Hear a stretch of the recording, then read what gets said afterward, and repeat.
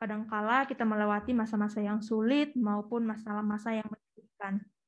Namun dalam menjalaninya kita tidak boleh berputus asa dan senantiasa percaya bahwa Tuhan Yesus yang selalu ada untuk memberi kekuatan dan jalan keluar bagi setiap permasalahan kita.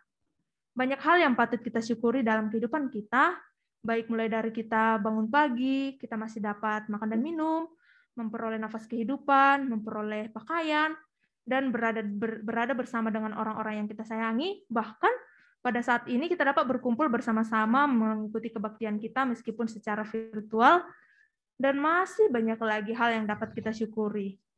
Untuk mengakrabkan kita semua, mari kita angkat pujian kita. Kita bernyanyi, hari ini kurasa bahagia.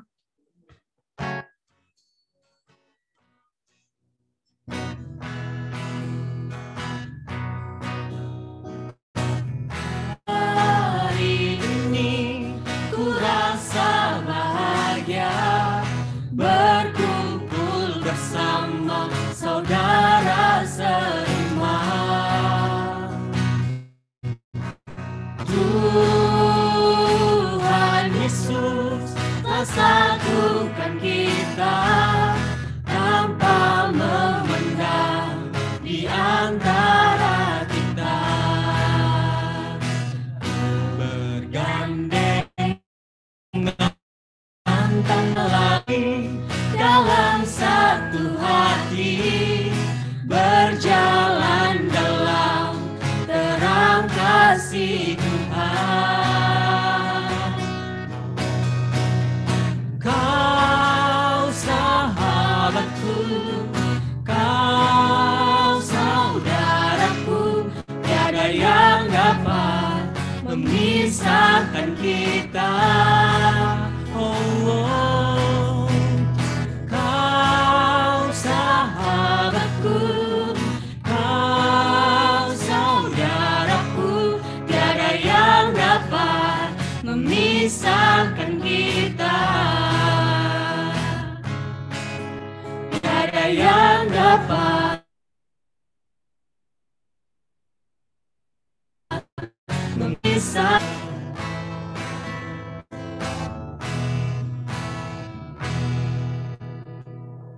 Saat ini, mari kita siapkan hati dan pikiran kita. Kita mengambil waktu sejenak di hadapan Tuhan.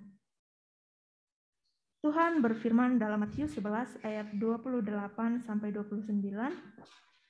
marilah kepadaku semua yang letih lesu dan berbeban berat, aku akan memberi kelegaan kepadamu. Pikulah kuk yang kupasang dan belajarlah padaku, karena aku lemah lembut dan rendah hati, dan jiwamu akan mendapat ketenangan. Mari saat ini kita datang ke hadapan Tuhan, rasakan hadirat-Nya dan biarkan kuasa-Nya memberi kedamaian ke dalam hati kita. Mari dengan rendah hati kita menyiapkan hati yang mau diajar oleh firman Tuhan. Kita berdoa secara pribadi kepada Tuhan.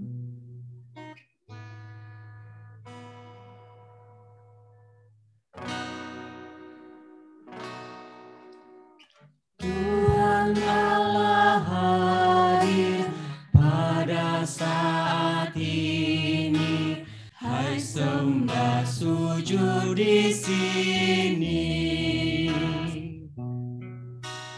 Diam dengan hormat, tubuh serta jiwa, tunduklah menghadap Dia. Marilah umatnya, hatimu serahkan dalam kerendahan. Kita bersatu di dalam doa. Allah Bapa yang bertahta dalam kerajaan surga, terima kasih atas kepada kami Tuhan. Di sini kami anak-anak-Mu berkumpul untuk memuji dan memuliakan nama-Mu Bapa. Kiranya Tuhan yang memberkati ibadah kami ini Bapa, agar berkenan di hadapan-Mu, kami juga dapat fokus dan menerima firman-Mu dan menerapkannya dalam kehidupan kami sehari-hari. Banyak dosa yang masih kami lakukan di panjang hidup kami Tuhan, Kiranya Tuhan yang mengampunkan setiap dosa dan pelanggaran kami, agar kami senantiasa layak di hadapan-Mu. Dalam nama anak-Mu, Juru Selamat kami. Amin. Saat ini kita akan bermazmur yang diambil Mazmur 16 ayat 1 sampai 7. Sekali lagi, kita akan bermazmur dari Mazmur 16 ayat 1 sampai 7. Teman-teman boleh membuka Alkitabnya masing-masing dan saya akan membacakannya untuk kita semua. Mazmur 16 ayat 1 sampai 7. Bahagia orang saleh. Miktam dari Daud. Jagalah aku ya Allah, sebab padamu aku berlindung. Tuhan, Engkaulah Tuhanku, tidak ada yang baik bagiku selain Engkau. Orang-orang kudus, merekalah orang mulia yang selalu menjadi kesukaanku. Bertambah besar kesedihan orang-orang yang mengikuti Allah lain. Aku tidak akan ikut mempersembahkan korban curahan mereka yang dari darah, juga tidak akan memerintahkan Engkau warisanku dan pialaku.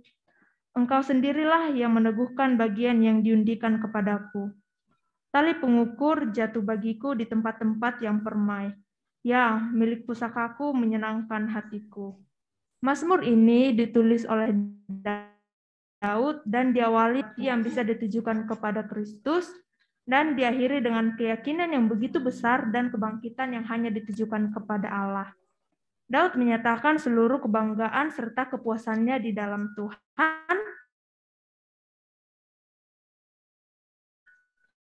dapat diperoleh meneladani sikap Daud tersebut, di mana matanya yang memiliki keyakinan yang tertuju kepada Tuhan saja.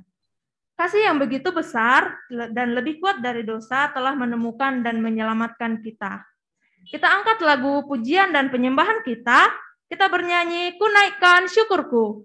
Dan di akhir lagu, kepada Bang Perlindungan, kami persilakan untuk membawa firman.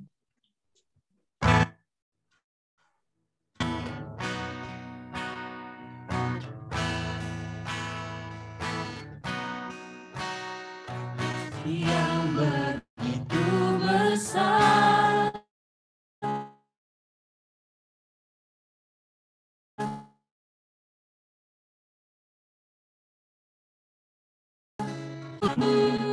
selamatkan dan pulihkanku,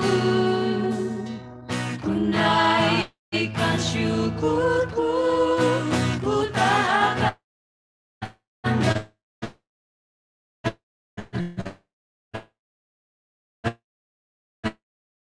akan pujimu, dibebaskan, dibangkitkan hidup yang kau beri, dan kini hanya untukmu.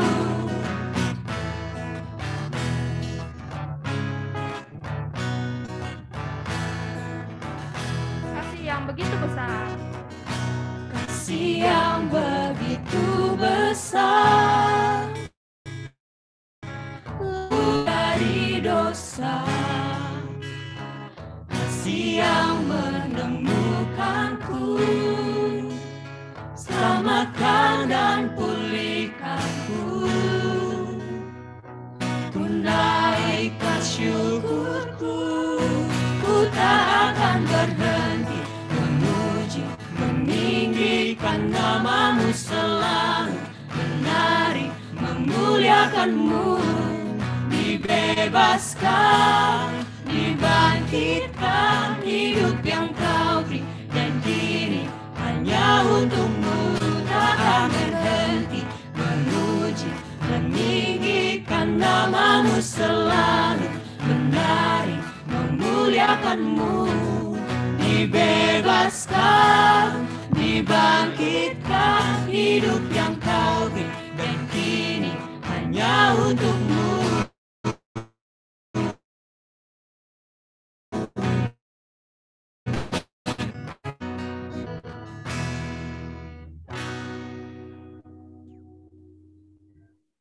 Oke, shalom adik-adikku yang dikasihi Tuhan, adik-adik mahasiswa Fakultas Pertanian.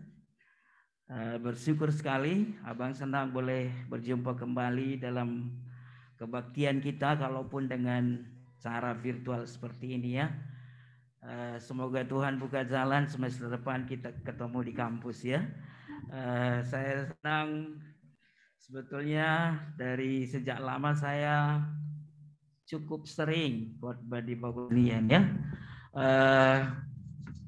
Saya selalu punya semangat yang baru ketika ada kesempatan untuk beribadah, belajar firman Tuhan bersama 30-an tahun yang lalu. Sebetulnya sama seperti yang ada semua, saya juga pernah lagi sebelum kita belajar firman Tuhan. Yang penuh kasih, urapilah kami anak-anak-Mu, merindukan kuasa dan merindukan kebenaran-Mu saat ini. Kami mohon anugerah Tuhan dengan kuasa Roh Kudus memimpin kami kepada seluruh kebenaran-Mu. Dan biar kami mengalami perjumpaan yang dalam, yang khusus, spesial dengan penebus kami, dengan juru selamat kami. Maka setiap kebenaran firman yang kami renungkan sungguh dapat meneguhkan iman kami, bahkan mengubah hidup kami, supaya kami mengerti betapa ajaibnya kasih Kristus yang Tuhan telah nyatakan bagi dunia ini, bagi kami secara pribadi yang mengaku percaya kepada Tuhan Yesus dan menerima Engkau sebagai Tuhan dan Juru Selamat kami. Urapi hamba-Mu, menyatakan isi hati-Mu, berfirmanlah Bapa, kami siap mendengar.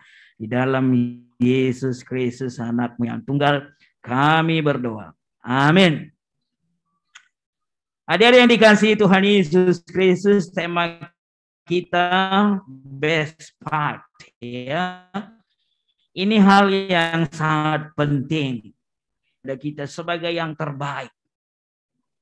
Kalau engkau pernah menerima sesuatu yang membuatmu kagum luar biasa dari seseorang, ya kan? Lalu kita akan terima kasih.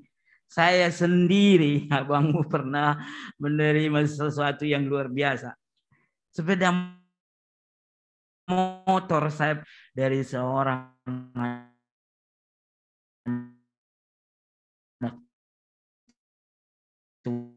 Tuhan.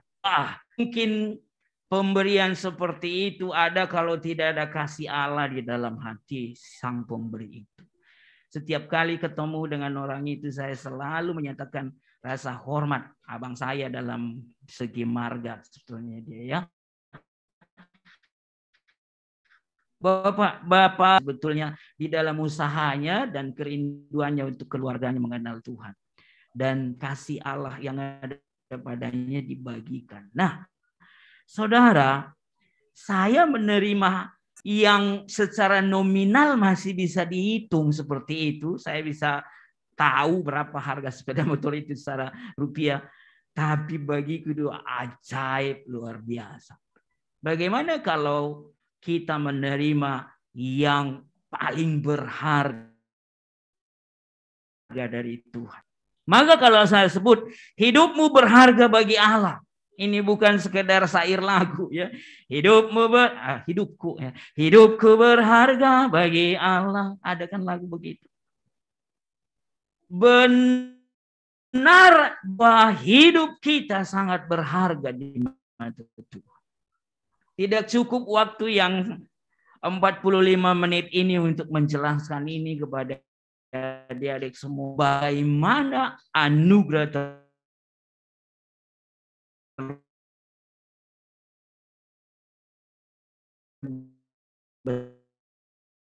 besar itu, karena letak berharganya hidup kita,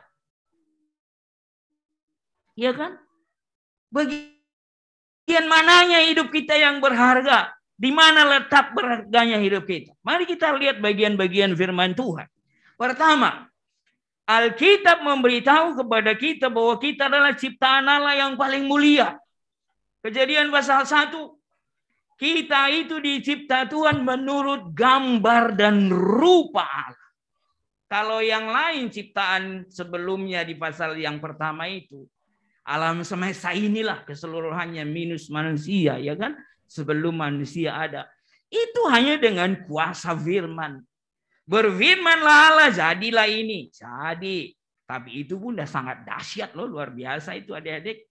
Saya kadang uji coba dalam arti supaya semakin dalam kita hayati dahsyatnya kuasa Tuhan. Saya kadang-kala aku lihat, Dek, coba kamu pegang. Salah seorang dari adik boleh pegang sesuatu di depanmu, ya. Pegang apa? Ya, pegang HP, ya. Adik coba dengan konsentrasi penuh bilanglah, HP ini berubah jadi martabak. Coba.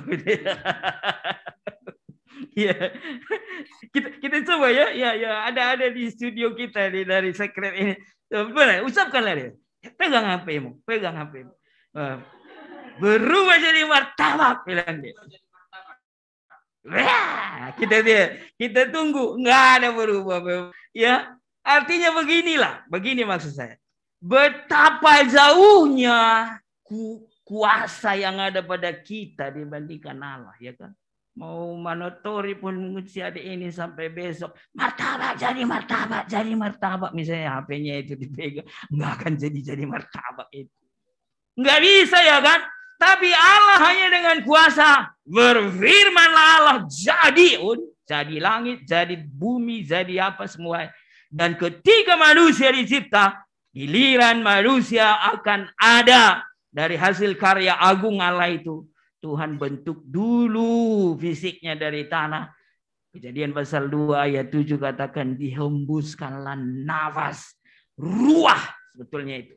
Roh yang menjadikan manusia itu hidup. Mazmur pasal 8 ayat 5 sampai 6. Ya. Tuhan memahkotai kita dengan kemuliaan dan hormat. Wih, luar biasa. Maka kalau ada manusia ciptaan Tuhan pernah menghina sesamanya, bercerminlah kepada Mazmur pasal kita dengan kemuliaan dan hormat. Saya pernah segi sebagian ini benar-benar coba cari tahu apa maksudnya. Kita harus pergi ke Kejadian pasal 1 ayat 26 itu. Manusia dicipta menurut gambar dan rupa Allah. Siapa penulisnya? Itu adalah Musa. Kalau kita cari tahu di kronologi hidupnya, siapa manusia paling terhormat yang pernah dikenal Musa? Manusia paling terhormat yang pernah dikenal Musa siapa? Firaun. Kalau dia laki-laki, permaisuri Firaun kalau dia perempuan, ya kan? Nah, standar itulah yang harus kita pakai untuk menunjukkan strata level manusia dalam kehormatan. Jadi kalau lihat cewek, kita ingat Koras permaisuri, harusnya gitu cara kita. Kalau lihat cowok, Koras pangeran, ya gitu harusnya, ya kan? Artinya adalah kita ini sangat berharga di mata Tuhan. Baru dari cara penciptaannya kita sudah kagum luar biasa. Yang kedua, Tuhan menyatakan penghargaan yang sangat hebat kepada kita. Kita adalah gambar dan rupa Allah yang dimaksud itu. Setelah ciptaan yang paling mulia dari semua ciptaan lain, gambar dan rupa Allah itu sebetulnya menyangkut apa? Kita ini diberi roh. Allah adalah roh. Dikasih kita roh supaya nyambung kita kepada Allah. Itu. Binatang tidak ada rohnya. Kalaupun binatang, menurut Mazmur 150, biarlah segala yang bernafas memuji Tuhan. Tetap mereka bisa memuji Tuhan. Tapi karena tidak ada roh, menyembah Allah yang adalah roh, kurang kualitasnya. Secara pengalaman iman. Kita punya roh. Memang dosa membuat kita rohnya mati. Kejadian pasal yang kedua ayat yang ke-17. Kalau kamu makan, dikatakan kamu pasti mati. Roh kita mati. Tapi peristiwa kelahiran kembali ketika percaya pada Yesus Kristus, roh kita dihidupkan. Itulah yang disebut Yesus kepada Nikodemus di Yohanes pasal 3. Ketika Nikodemus datang malam-malam tanya pada Yesus bagaimana supaya memiliki kehidupan yang pas seturut dengan kehendak Tuhan. Yesus bilang, engkau harus dilahirkan kembali. Bingung Nikodemus. Bagaimana aku masuk ke rahim ibuku? Ibuku sudah tua, katanya. Ya. Apakah aku lahir lagi? Kasihan mamaku. Tuhan Yesus meluruskan. No, bukan itu maksudnya. Maksudnya adalah engkau harus dilahirkan dari air dan roh. R-nya huruf besar di situ. Roh Kuduslah yang melahirbarukan kita. Membuat kita nyambung kepada Yesus. Nyambung kepada firman-Nya. Nyambung kepada anugerah-Nya. Meleklah roh kita ketika dihidupkan kembali. Dosa tidak berkuasa lagi dalam hidup kita. Saudara yang dikasihi Tuhan Yesus, itulah namanya lahir baru. Bertobat.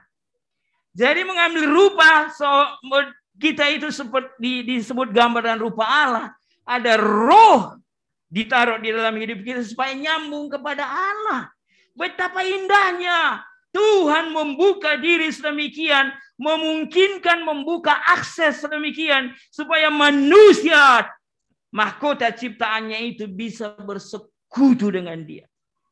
Maka kekristenan adik-adik, ini saya abang kasih tahu perbedaan yang paling mendasar dibandingkan agama lain ya.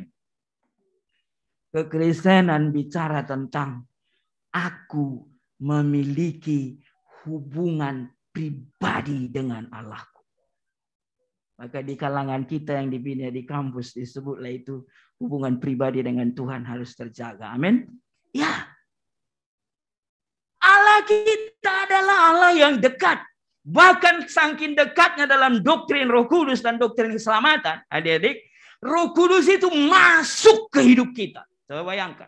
Pribadi ketiga dari Tritunggal itu berkenan masuk ke hidup kita. Yohanes pasal 14 ayat 7. Di dalam kita dia. Efesus pasal 1 ayat yang ke-13-14. Dimetraikan kita. Tanda bahwa kita milik kepunyaan Allah. Roh Kudus masuk dalam hidup kita. Luar biasa. Istempel kita. Milik kepunyaan Allah. Efesus 1 ayat 14. Adik-adikku yang dikasihi Tuhan. Selain gambar dan rupa Allah yang dimaksud itu adalah kita dikasih moral, etika. Kita diberi akses bagaimana kita membedakan yang baik dan buruk. Kita bisa memiliki sebuah relasi yang sangat pribadi. Apa kata Yesus tentang hubungan antara dirinya dengan kita? Aku tidak menyebut kamu lagi hamba, sebab hamba tidak tahu apa yang diperbuat oleh tuannya. Melainkan apa dibilang Tuhan Yesus? Sahabat. Adik-adikku punya sahabat sekarang. Apa keistimewaannya dibandingkan teman-teman pada umumnya? Bisa curhat dari hati ke hati, ya kan? Bahkan hubungan batinnya seperti terasa di situ. Lebih lagi dengan Tuhan Yesus sebetulnya. Maka di mana letak berharganya hidup kita? Yang ketiga, dosa yang masuk dalam hidup manusia. Kejadian pasal 3 itu selalu. Kalau boleh baca Kejadian 1, 2, sukacita luar biasa. Kalau benar-benar kita hayati dalam Bible reading yang kita lakukan. Masuk ke Kejadian 3 harusnya kita langsung nangis. Nangis. Sedih dalam arti betapa kejatuhan manusia itu menghancurkan masa depan manusia. Buktinya banyak sekali, nggak cukup waktu menjelaskan. Baru saja 2 anaknya Adam dan Hawa udah dibunuh tuh adiknya. Ya, kita cerita Kain dan Habel. Adam udah saling menyalahkan, saling menuduh, saling tidak mendukung lagi. Saudara yang dikasihi Tuhan, dosalah akhirnya membuat permasalahan terbesar di hidup kita, termasuk kita pribadi lepas pribadi. Jadi kalau engkau menemukan hal-hal yang buruk sebetulnya dalam kehidupan yang kita jalani di dunia ini, di kelompok, di komunitas-komunitas, bahkan dalam hidup kita sendiri, perlu dicek. Ada masalah apa sebetulnya dalam hidupku? Dosa. Dan tidak ada manusia yang bisa mengurus dosanya itu. Usaha apapun yang dia kerjakan. Itu sebabnya. Ketika manusia jatuh dalam dosa, kecenderungan hatinya selalu membuahkan kejahatan semata-mata. Kejadian pasal yang ke-6 ayat 5. Pertama kali di ayat itu 5-6 kalau kalian baca ya, Kejadian 6. Menyesalah Tuhan. Lalu dikatakan pilu hati. Tidak biasa kita pakai kata pilu dalam berbicara sehari-hari dengan orang. Gitu. Kenapa kau dek? Kulihat wajahmu muram durja kau. Lagi pilu hatimu ya dek. Nggak ada kita pakai kan pilu. Mungkin kayaknya sedih ya kamu ya. Sedih paling. Pilu. Saya pernah cari tahu dalam bahasa aslinya itu. Sebetulnya adalah derajat kesedihan. Derajat tertinggi. Level tertinggi. Dari kesedihan seorang pribadi. Itulah pilu.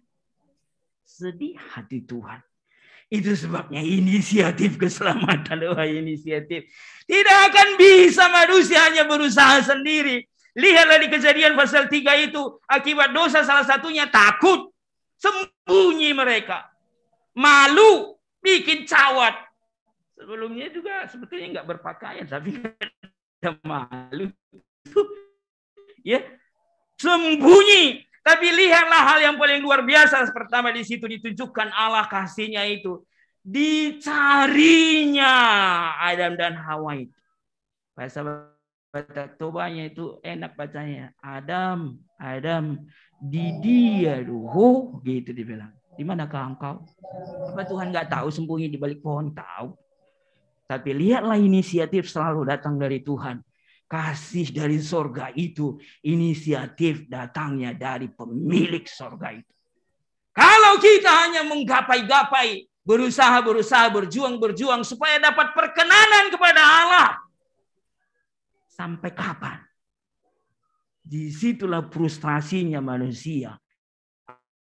Agama di dunia ini, di luar Kristen, selalu mengajarkan, lakukan sesuatu, supaya engkau mendapat perkenanan kepada Allah. Tapi Alkitab mengajarkan kepada kita, tak akan sanggup kita membuat hidup kita kembali dapat perkenanan di hadapan Allah. Kecuali Allah itu sendiri datang meraih kita, mengampuni kita. Di situ, kekristenan itu intinya di situ. Allah datang melawat manusia, Allah mencari manusia, Allah sendiri yang berkorban untuk menebus hidup manusia dengan anaknya yang harus naik kayu salib itu. Keselamatan adalah inisiatif Allah. Itu berarti dua hal yang sangat penting yang harus diurus Tuhan. Adik-adik tahu. Sedikit agak ngedoktrin kita malam ini ya. Tapi saya harap engkau mengerti betul. Abang akan jelaskan dengan sangat sederhana. Yang harus diurus Tuhan ketika manusia itu akibat dosa diusir dari Taman Eden itu. Itu adalah problem kerajaan. Itu yang pertama. Kerajaan berarti ada raja. Sebetulnya Allah memformat konsep awalnya adalah biarlah Allah Tritunggal itu raja segala raja yang dirajakan manusia ciptaan. Dan di dalam hubungan itu ketaatanlah yang diminta Tuhan. Sebagai bagian dari seluruh kasihnya yang diberi kepada Adam dan Hawa, semua dicukupi, semua pohon dalam taman boleh kau makan. Kecuali satu, diminta Tuhan yang di tengah taman jangan makan.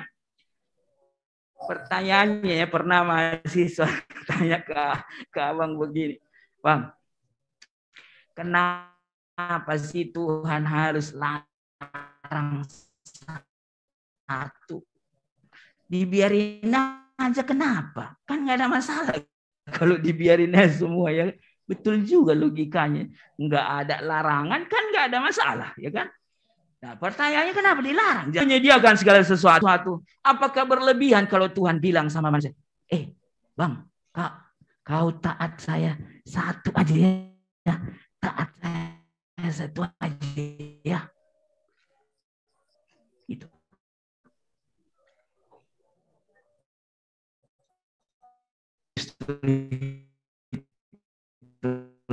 Yang tidak bisa dikerjakan mereka.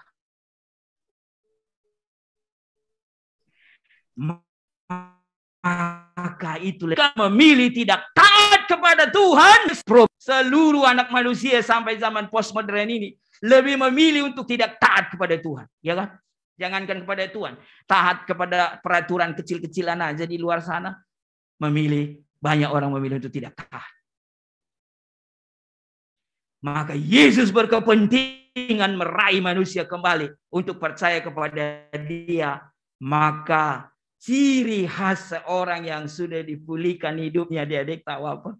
Kembali taat kepada Tuhan. Itu. Jadi kalau kita panggil Yesus itu Tuhan, dua hal yang harus terjadi. Pertama, kita yakini Dia menjadi pemilik hidup kita kembali. Karena sebelumnya sudah terjual kepada dosa, lalu kita ditebus. Jadi milik kepunyaan Allah. Efesus 1 ayat 14. Tapi yang kedua adalah kita kembali mempertuankan Dia sebagai Tuhan, garis miring Tuhan. Aku taat kepada Dia, lalu Dia menjadi Tuanku, aku menjadi hambanya. Itulah Roma pasal 12 ayat 1 itu. Hafal nggak ada Roma 12 ayat 1.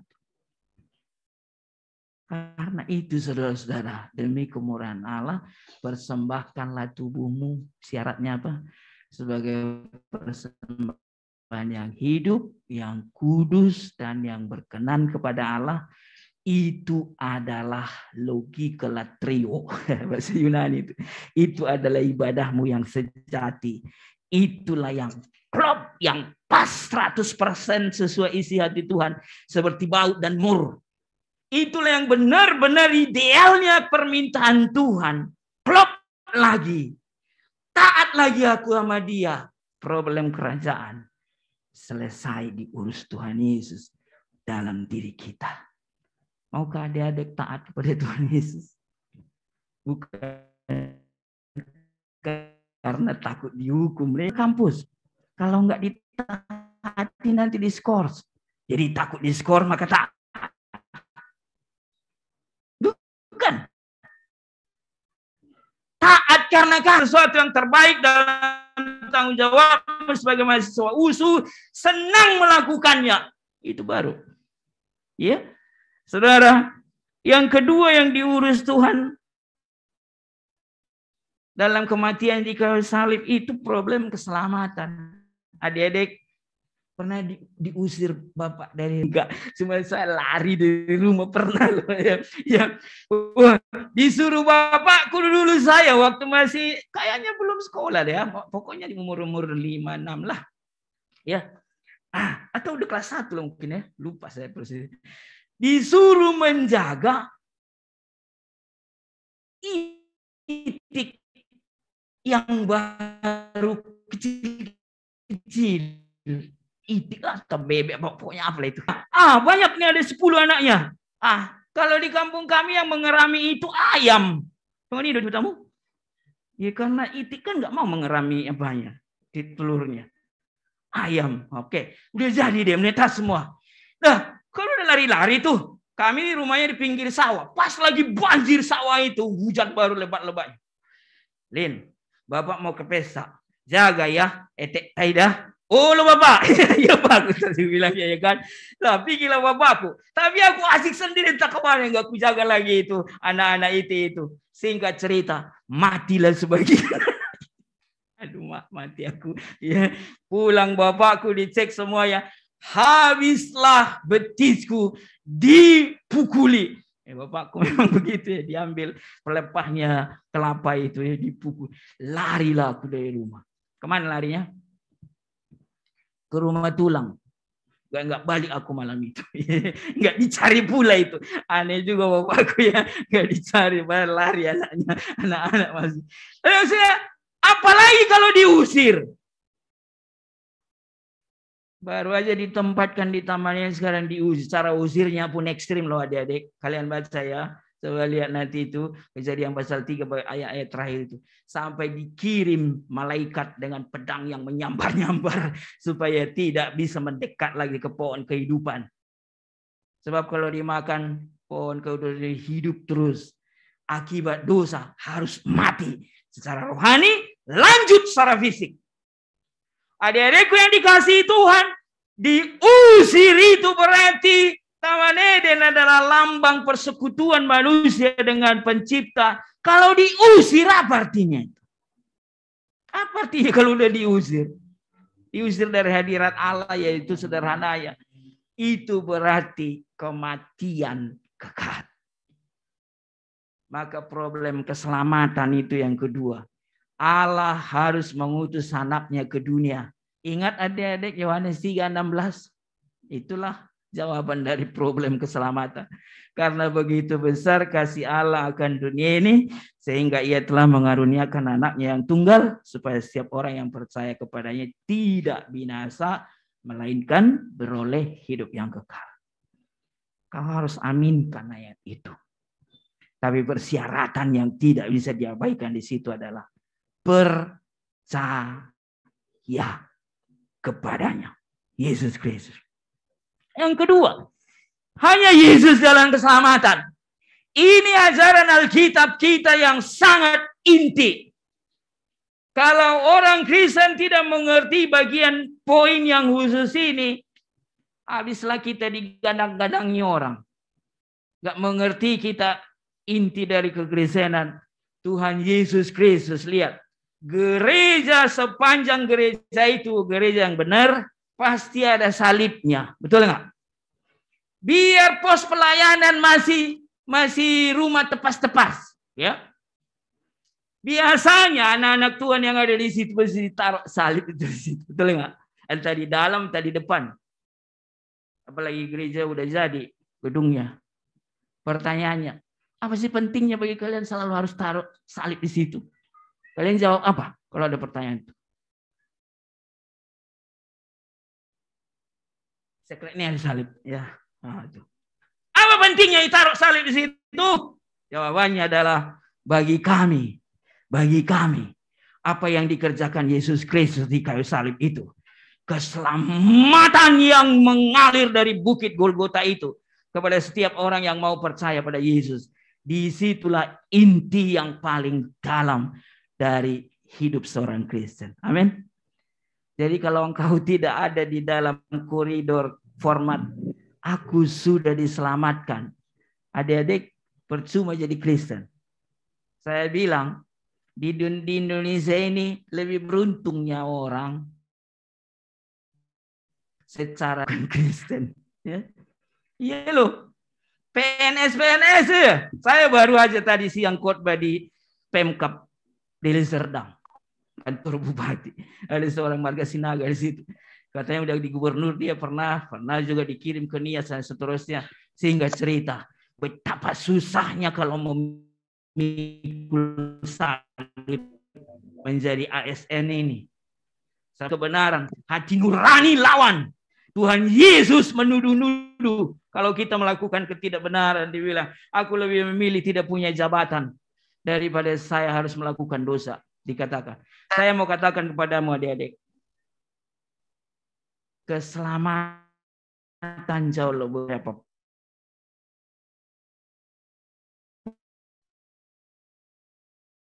punya di dunia. Apa? 1 Petrus 1:18 itu lagu ada di gua dari situ. Bukan dengan barang fana. Lalu disebut bukan dengan emas dan perak. Melainkan apa dibilang? Dengan darah yang mahal. Sama seperti darah anak domba yang dulu di PL. Sejak Israel mau keluar dari Mesir tulah ke-10. Ada penumpahan darah. Dioleskan di ambang pintu. Dari sejak itu ada darah keselamatan di dalam rumah untuk anak sulung. Ada. Tidak ada darah kematian kepada anak sulung. Seterusnya Israel sepanjang perjalanan ada urusan darah anak domba untuk mengurus dosa mereka. Dan kelak Yesus datang ke dunia, Yohanes menunjuk Tuhan Yesus. Kalian baca Yohanes 1 ayat 29.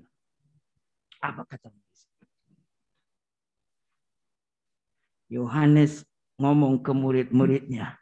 Ditunjuknya Tuhan Yesus yang sedang berjalan di tepi kejauhan. Dia bilang, lihatlah anak domba Allah yang menghapus dosa dunia. Adik-adikku yang dikasihi Tuhan, maka pengorbanan Yesus Kristus untuk menyelamatkan kita dari hukuman dosa adalah hal yang mutlak dikerjakan. Absolut. Tidak ada pilihan. Jadi kalau ada orang nanya, ini mau sebentar lagi kan kita mau Paskah kan adik-adik, Jumat Agung dan Paskah. Jadi kalau ditanya orang, apakah wajib memang Yesus harus mati di kayu salib ya?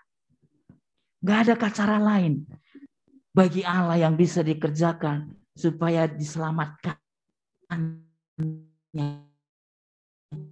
kita manusia.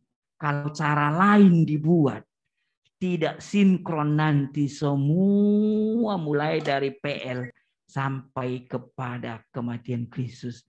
Karena selama berabad-abad sudah dinubuatkan penumpahan darah anak domba akan digenapi dengan Yesus Kristus.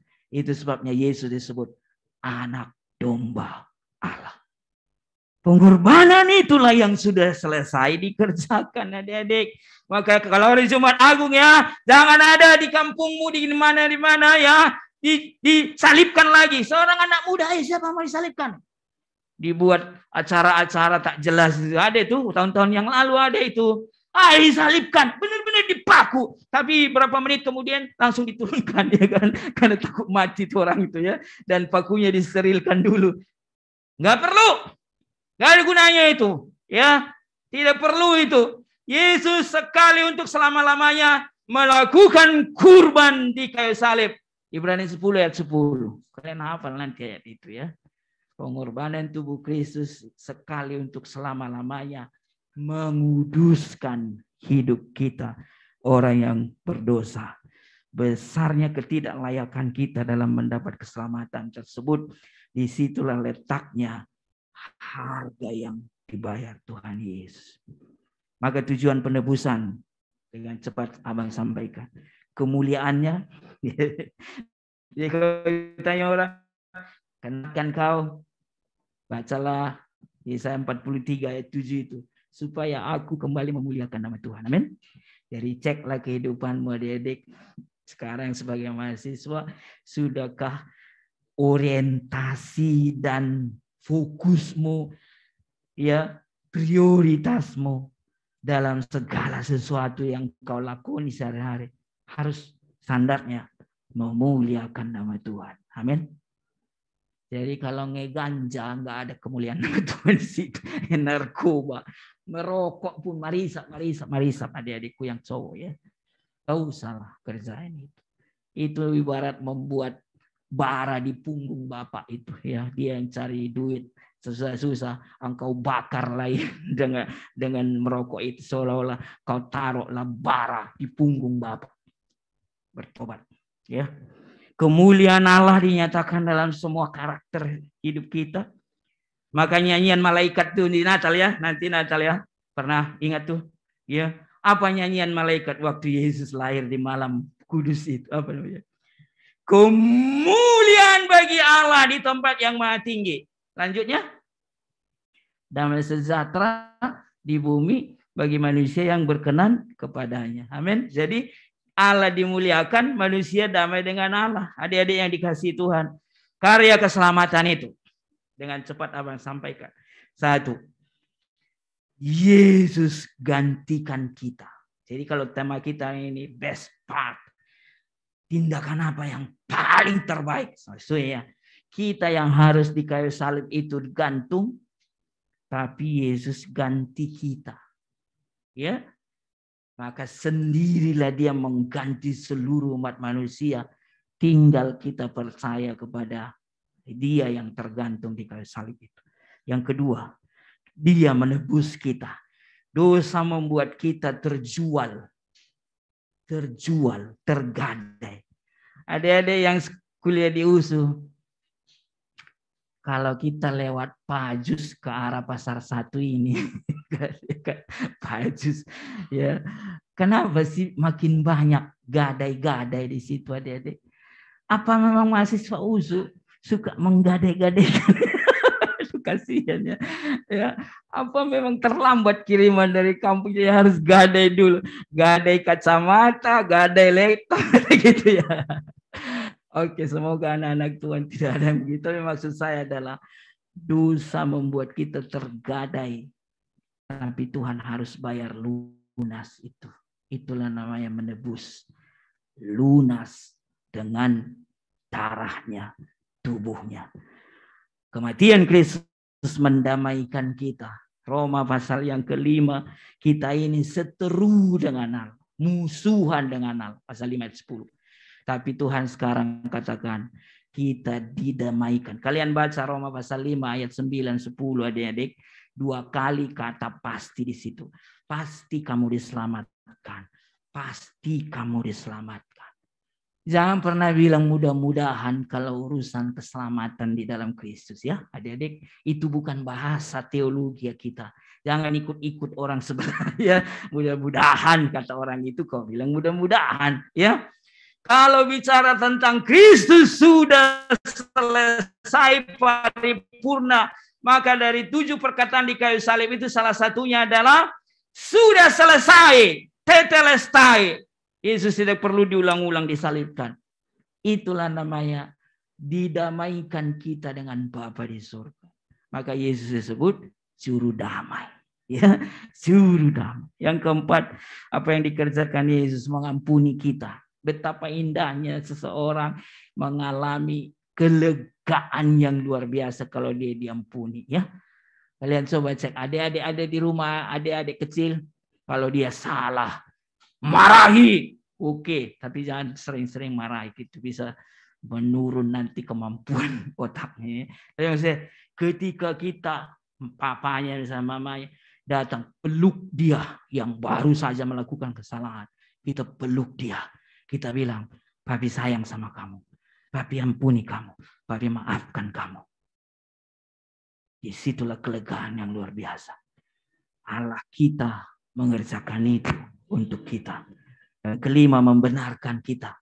Adik-adik, kalau masuk USU berarti udah pintar-pintar itu. Ya, amin ya. Gila. Kalau nggak pintar, mana bisa masuk USU? Kan gitu ya. Nah, sekarang abang tanya. Pernah nggak kalian ujian dulu ke SMP SMA salah semua terus nilainya 0? Pernah? Kalau masuk USU kayaknya enggak lah ya. Nah, abang dulu masuk IKIP, memang enggak mencoba ke USU ya. Abang enggak pernah nilai 0 sepanjang sekolah. Nah, tapi saya 0, salah semua. Terus guru bilang 100. Apa yang akan kau bilang kalau sebenarnya kita 0 tapi dikasih 100? Tidak ada lain selain terima kasih, terima kasih, terima kasih. Itulah anugerah. Tidak layak kita menerima nilai 100 itu, tapi dikasih. Keselamatan itu begitu. Kita salah seluruhnya. Lihat Roma pasal 3. Maaf adik, maaf. Salah harus minta maaf saya ya. Kalau saya sebut kata ini waktu saya khotbah. Baca Roma 3 mulai ayat 9 sampai ayat 18. Semua itu simpulkanlah dengan satu kata. Kita di hadapan Tuhan sebagai orang berdosa. Saya sebut satu kata. Bejat. Itulah saudara dan saya. Tapi Tuhan dibilang membenarkan kita. Dan terakhir, Tuhan mengerjakan apa? Menguduskan kita. Menjadi anak-anak Tuhan yang kudus. Itu sebabnya Yesus bilang, kuduslah kamu sebab aku kudus. Karena Tuhan Yesus terlebih dahulu menguduskan kita dengan darahnya yang tertumpah di Golgota.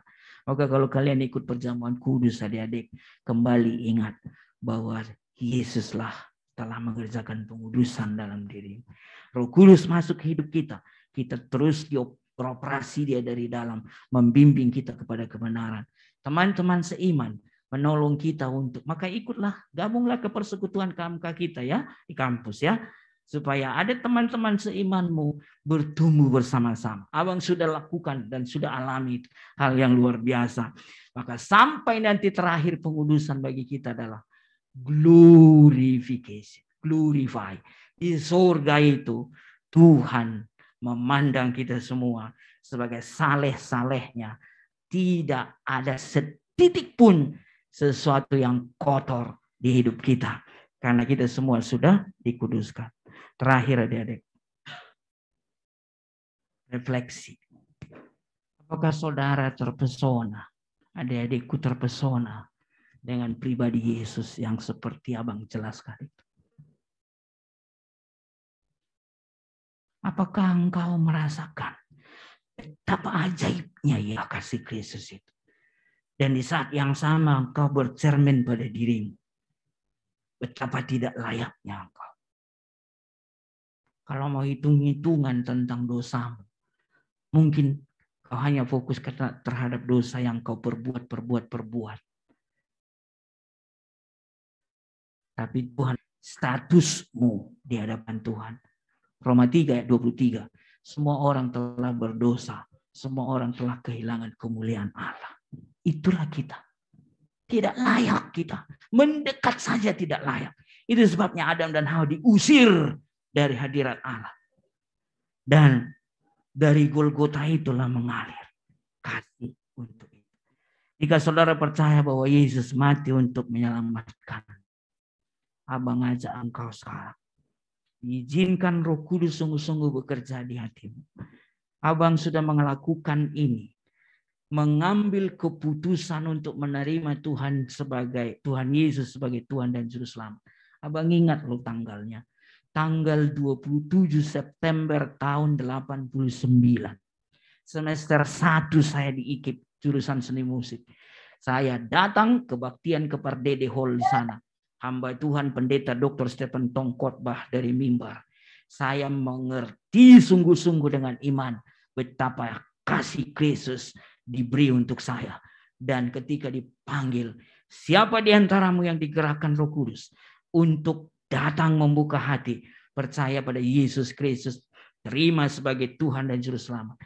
Tidak ada yang bisa menghambat saya untuk tidak bergerak dari tempat dudukku ketika diajak hadir ke depan. Saya datang 4 orang dari tempat kos kami. Saya masih ingat alamat tempat kosku waktu itu. Jalan Pasundan nomor 9B. Dekat Simpang Barat sana. Kami datang. Aku memperoleh keselamatan pada malam hari itu. Tapi ketiga temanku seolah-olah tidak bertergerak untuk diundang datang percaya pada Yesus. Saya masih lihat dan masih ikuti kehidupan mereka sekarang. Tidak baik menceritakan tentang mereka. Tapi saya mau katakan, aku telah beroleh anugerah terbesar malam itu. 3 temanku tidak. Adik-adikku yang dikasihi Tuhan, bagaimana keputusan? Dari tempat ini, sekret kita di sini, saya mengundang engkau untuk datang pada Yesus. Mari tundukkan kepala semua. Terbuka di hadapan Tuhan. Tidak ada satupun yang mengganggu konsentrasi bahwa Yesus mengasihi engkau. Firman Tuhan yang menyatakan itu. Abangmu sebagai hamba Tuhan memberitahu kepadamu bahwa engkau sangat berharga di mata Tuhan. Engkau adalah ciptaan yang paling mulia. Engkau adalah gambar dan rupa Allah. Tapi semua kebanggaan itu sirna akibat dosa yang kita warisi dari nenek moyang kita. Maukah engkau dibebaskan dari dosa itu? Maukah engkau dilahir barukan oleh Roh Kudus? Maukah engkau mulai malam ini benar-benar menjadi satu sejarah bagimu? Sama seperti abang. Luar kepala, ingat kemanapun saya pergi, ingat. Tanggal 27 September 89. Disitulah Allah mengubah hidupku. Benar, sejak kecil saya adalah anggota gereja besar di Sumatera Utara. Tapi saya tidak mengenal siapa penebusku. Benar saya rajin ke gereja. Orang tua saya rajin ke gereja. Tapi secara pribadi saya harus datang kepada Tuhan Yesus, membuka hati. Itulah yang disebut Tuhan Yesus kepada Nikodemus. Engkau harus dilahirkan kembali. Adik-adikku yang dikasihi Tuhan. Siapakah di antaramu yang malam ini? Di tempatmu masing-masing. Kita tidak bertemu secara fisik. Saya tidak bisa melihat engkau, adik. Tapi virtual ini, jaringan ini menghubungkan kita. Roh Kudus yang ada pada abangmu ini adalah Roh Kudus yang juga bisa bekerja di hatimu, di dalam hidupmu. Siapapun engkau, latar belakang apapun engkau, bagaimanapun hitamnya jalan-jalan kehidupanmu di masa lalu, hari ini ketika engkau datang sungguh-sungguh kepada Tuhan Yesus Kristus, hidupmu disucikan. Itulah yang terbaik yang diberikan Allah kita kepada kita masing-masing. Roma 10 ayat yang ke-9. Dengan mulut orang mengaku bahwa Yesus Kristus dibangkitkan dari antara orang mati. Dan dengan hati orang percaya. Itu yang diminta. Dengan mulutmu engkau harus mengakui Yesus sebagai Tuhan dan Juru Selamat. Tapi di hatimu yang paling pribadi. Di hatimu yang paling pribadi, adik-adik. Engkau harus percaya bahwa Yesus adalah Tuhan dan Juru Selamat. Dan dia sudah mati bagimu. Izinkan Roh Kudus bekerja sekarang juga. Di hatimu masing-masing. Izinkan abangmu menantang engkau. Dari tempat ini. Siapa di antaramu yang malam ini mengambil keputusan terbaik dalam hidup. Mulai hari ini engkau akan terima Yesus sebagai Tuhan dan Juru Selamat. Silakan angkat tanganmu. Angkat tanganmu di tempatmu. Saya tidak melihat engkau secara pribadi. Tapi biarlah engkau sungguh-sungguh mendengar suara Roh Kudus. Mengalami kegerakan Roh Kudus. Angkat tangan. Inilah sebagai pertanda bagimu. Bahwa engkau datang kepada Tuhan. Dengan mengaku dosa-dosamu. Silakan angkat tangan. Siapa lagi?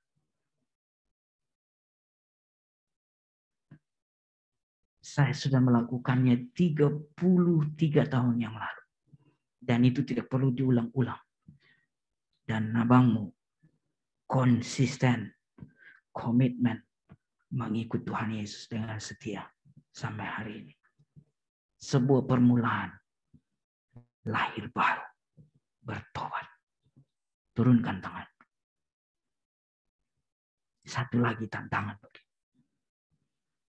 Kalau engkau mahasiswa di USU, Fakultas Pertanian, pernahkah engkau lihat orang-orang yang ada di kampusmu itu? Banyak sekali orang yang belum mengenal Tuhan Yesus. Di fakultasmu sendiri pun ada banyak orang. Kan mereka mengaku Kristen. Bisa mengaku Kristen dari daerah datang ke kampus USU mengaku Kristen. Tapi ada banyak di antara mereka mengenal Tuhan Yesus secara khusus di hidupnya. Kekristenan hanya kekristenan yang berlalu begitu saja. Tanpa ada sebuah komitmen untuk mempertuhankan Yesus sebagai Tuhan dan Juru Selamat. Saya menantang engkau. Maukah engkau bergabung dengan kakak-kakakmu, dengan sahabat-sahabatmu yang sudah terlebih dahulu memberi diri melayani di kampus. Di hadapan abangmu ini sekarang lagi khotbah ini, di sekretariat KMK USU ini. Kami ada di sini. Ada 20 orang lebih. Mereka semua sudah memberi dirinya melayani Tuhan Yesus. Kesibukan sebagai mahasiswa tentu itu tidak bisa dihindari. Tapi abangmu menjadi contoh. Dengan kepala tegak saya di wisuda dari IKIP. Sampai melanjutkan sekolah teologi. Saya berani katakan saya selesai melayani di IKIP.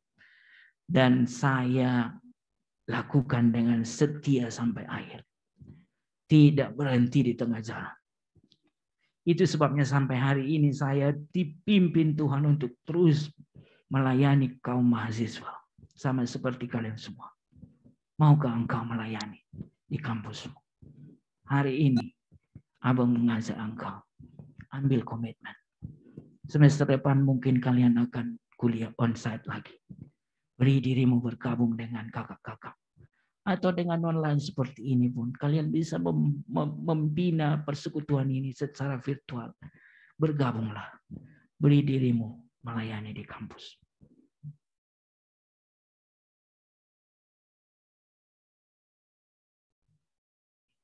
Sekarang mari kita berdoa. Bapa di dalam sorga, engkau melihat setiap hati. Menembusi setiap pikiran. Roh dan jiwa kami terbuka di hadapan Tuhan. Siapakah kami di masa lalu kami? Kami adalah orang-orang yang bejat, yang tidak layak menerima kebaikan Allah setitik pun. Tapi kami adalah orang-orang yang diberi Tuhan belas kasihan. Diberi Tuhan anugerah. Bahkan anugerah terbesar. Sama seperti malam hari ini. Ada anak-anak Tuhan yang datang kepadamu mengaku Yesus sebagai Tuhan dan Juru Selamat. Mulai malam ini ya Tuhan Yesus. Terimalah mereka sebagai anak-anak pengasihan. Yohanes 1:12 menjadi anak-anak Allah. Roh Kudus masuklah dalam hidup mereka sebagai tanda meterai, tanda mensahkan bahwa kami semua adalah milik kepunyaan Allah yang sudah Tuhan tebus. Teguhkan iman semua adik-adikku ini Tuhan. Pimpin kehidupan mereka. Pimpin masa perkuliahan mereka juga diusut. Dan kami rindu seperti kerinduan Tuhan malam ini. Ada sejumlah anak-anak Tuhan yang sudah berespon. Memberi diri bergabung bersama teman-temannya. Melayani Tuhan di kampus USU. Melayani di Tuhan di Fakultas Pertanian USU. Terpuji namamu Tuhan. Hamba-Mu berdoa buat semua adik-adikku. Teguhkan iman mereka. Supaya mereka mengiring Tuhan. Setia sampai akhir. Dan bertumbuh di dalam pertumbuhan rohani yang semakin matang. Menjadi anak-anak Tuhan yang berbuah. Menghasilkan karya bagi hormat kemuliaan nama-Mu. Melayani Tuhan selamanya hal yang sangat membahagiakan. Firman baik Tuhan telah kami terima. Best part dalam nama Yesus kami berdoa.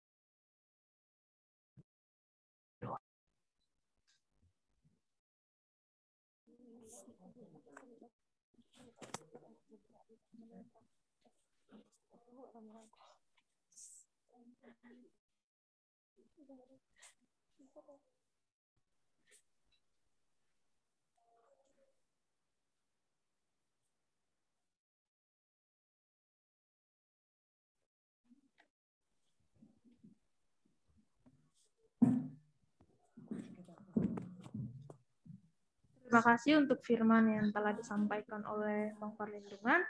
Biarlah kiranya firman tersebut dapat kita renungkan dalam kehidupan kita sehari-hari dan dapat kita terapkan. Saat ini kita akan mengisi absen dan angket. Link absen dan angket dapat mengisinya dan waktu yang MC berikan kepada teman-teman selama 2 menit.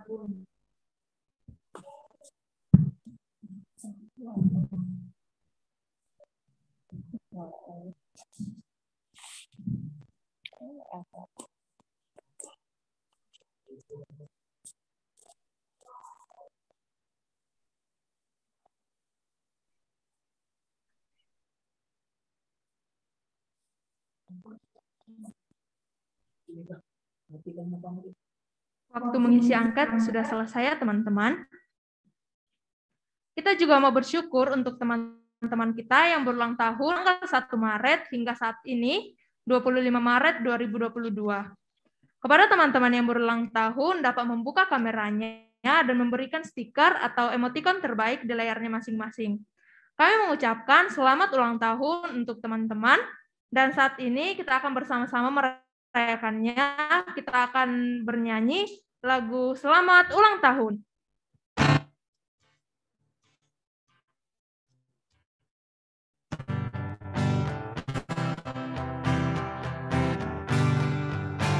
Selamat ulang tahun, kami ucapkan padamu. Semoga panjang umur, Tuhan Yesus memberkati. Kami selalu berdoa agar kau tetap setia pada Yesus Tuhan dan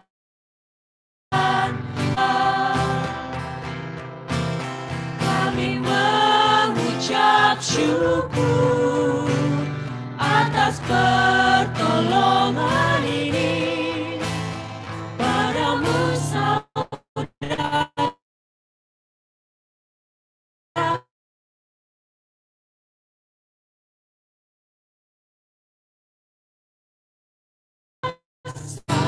Ayat 4, kiranya diberikannya kepadamu apa yang kau kehendaki dan dijadikannya berhasil apa yang kau rencangkan. Allah yang penuh kuasa telah melimpahkan kuasa dan kasih-Nya kepada kita semua. Sekarang tinggal kita yang mengambil komitmen. Apakah kita menerima Kristus sebagai bagian yang terbaik dari kehidupan kita? Untuk menyatakan komitmen bahwa kita telah menerima Yesus Kristus sebagai Tuhan dan Juru Selamat kita satu-satunya, dan menerima kasih-Nya sebagai bagian yang terbaik dalam kehidupan kita, mari kita angkat lagu kita, Ikut Dikau Saja Tuhan, dan di akhir pujian kami mengundang Bang Perlindungan untuk menutup di dalam doa.